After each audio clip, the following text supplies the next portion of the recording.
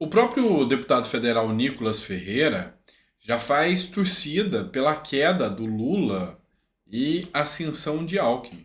O próprio Nicolas sabe que é muito mais fácil dialogar com Alckmin, que é um homem mais ponderado, que tem noções de regra fiscal, do que dialogar com Lula, um homem que veio para a gestão simplesmente para erradicar o ódio, a vingança contra o povo brasileiro. Se tinha alguém que tinha dúvida disso, depois dos últimos acontecimentos, já não tem mais. Lula está mais fraco do que nunca. E uma pesquisa acabou de colocar em desespero todo o governo petista. Colocou em desespero. Pode ser o fim do PT de uma vez por todas. Extirpar esse partido da nação brasileira. E você vai entender como e por quê. Com base no artigo 1º da Constituição. Todo o poder emana do povo. E é o povo que transfere esse poder. Vai chegar uma hora que o povo não vai querer mais transferir esse poder para o PT. Eu sou o Dr. Sandro Gonçalves, advogado, jurista, filósofo político, e é sempre um prazer poder estar aqui com você, dialogando um pouco mais sobre política. E sim, eu concordo plenamente com Nicolas Ferreira. Tem que tirar Lula e Alckmin tem que ascender, já tem que ir se preparando para chegar à gestão. Porque da forma que está, não dá. Eu vou trazer uma matéria para vocês da revista Veja, e essa matéria da revista Veja revela muito sobre o futuro do PT no Brasil. E você vai entender que o povo brasileiro até comprou a ideia. Tem muita gente que defendeu o Lula, mas eu garanto para você que muita gente que defendeu o Lula hoje já mudou de ideia, já voltou atrás, porque a picanha não chegou já em 100 dias de governo e até a broba tá mais cara, o ovo tá mais caro, a coisa tá difícil. Vamos entender um pouquinho? Olha só, essa matéria que foi publicada na Veja e diz o seguinte: a nova pesquisa que traz dor de cabeça a Lula e o PT. O partido vai ficando sem candidatos nas 4 principais capitais. Vou ler um trechinho aqui para vocês.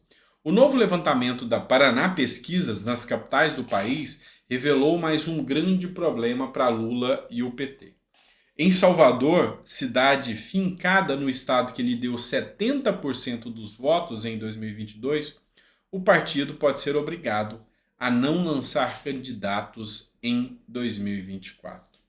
Enfim, o que a gente vê no cenário político? A cada passo, a cada momento, o PT vai se minando mais. É lógico, eles têm uma doutrinação, uma ideologia política que ainda está arraigada no cerne brasileiro. Mas, às vezes, você tem que acreditar vamos dizer assim, nos desígnios do universo, de Deus, não sei como você chama. Porque eu tenho uma visão sobre o PT agora. O PT era necessário que ele voltasse ao poder para que o povo, aquele povo que esqueceu quem foi o PT lá atrás, que caiu no impeachment, que acredita em golpe, veja de fato quem é o PT. O caos, a tragédia econômica que esse governo traz para o Brasil. E assim, ele não se esqueça nunca mais. Errar uma vez é humano.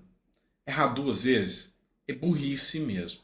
Então, eu acredito que essa matéria e essa pesquisa mostrando que o PT não vai ter base e o PL vindo já com a ascensão, uma projeção de emplacar no mínimo 1.000 capitais, 1.000 cidades, 1.000 prefeituras, a gente vê que o jogo virou e a esquerda já se dilacerou em pouco mais de 100 dias. Já acabou.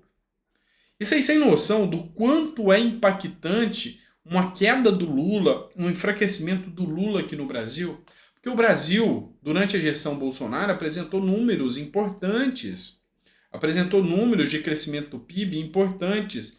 E o mundo viu isso e A população latino-americana, os vizinhos, Argentina, Venezuela, viram isso. Tanto que o Javier Milei, lá na Argentina, está vencendo. É considerado o Bolsonaro argentino, vai vencer. A esquerda vai cair, a onda rosa vai ser dizimada. A onda da esquerda que veio vencendo vai ser dizimada. Por quê? Porque o Brasil vai ser o exemplo. O Brasil vai ser o exemplo de um governo de esquerda que voltou e vai ser rechaçado pela sua população e vai ser um impeachment recorde. Não pense que não será. E você quer ver o porquê? Imprensa. Imprensa.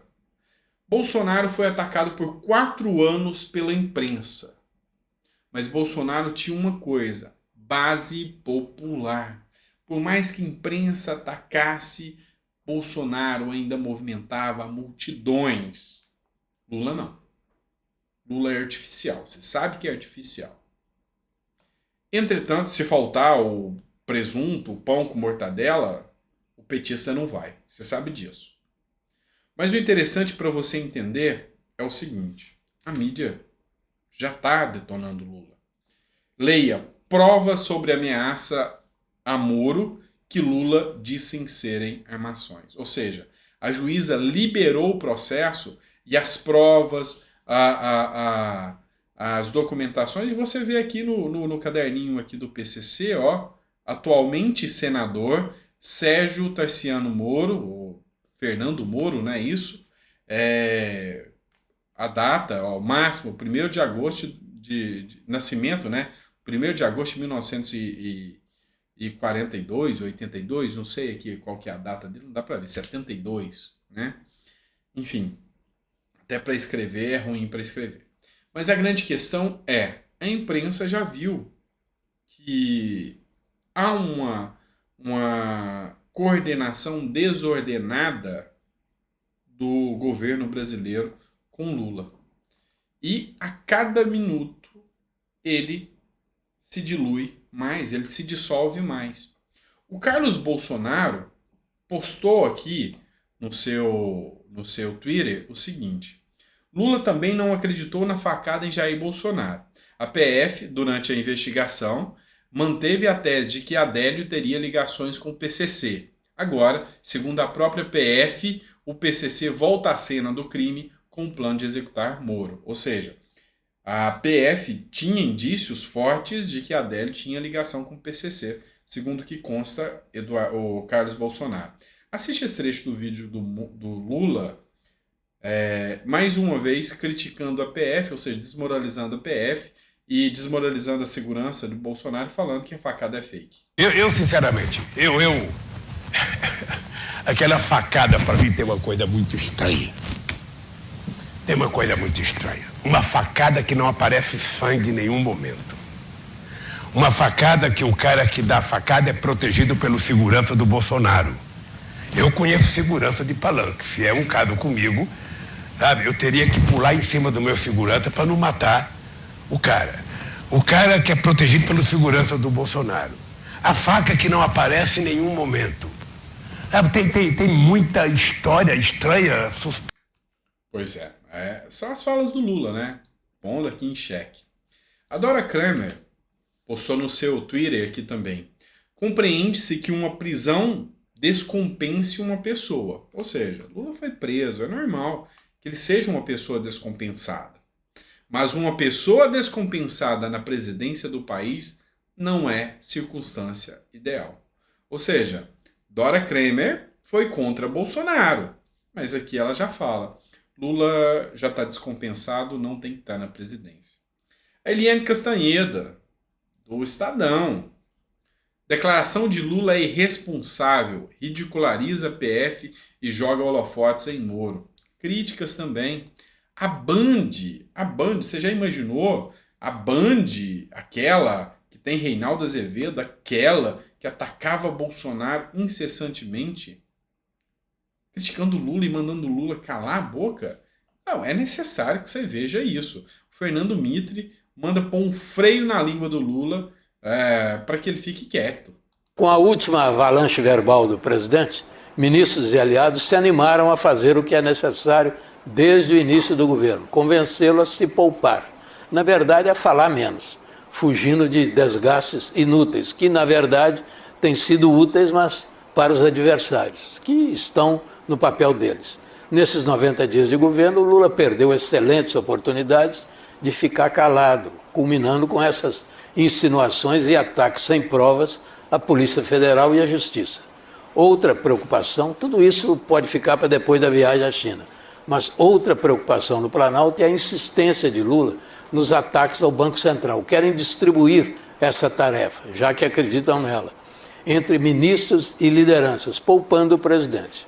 Outro objetivo por lá é como atenuar as falas desastrosas sobre a operação policial. E aí entra a leitura de que o presidente apenas levantou suspeita sobre o que ele considera a pressa da juíza, que substituiu Sérgio Moro na Lava Jato, a pressa da juíza em assinar a autorização para a operação da Polícia Federal, o que colocou praticamente junto a declaração de Lula de que queria se vingar de Moro. Aí a relação entre uma coisa e outra começou a ser feita. Enfim, tentam reduzir os prejuízos dessa voracidade verbal do presidente, às vezes irresponsável, como agora, mas já tentaram isso antes, como se viu, sem sucesso.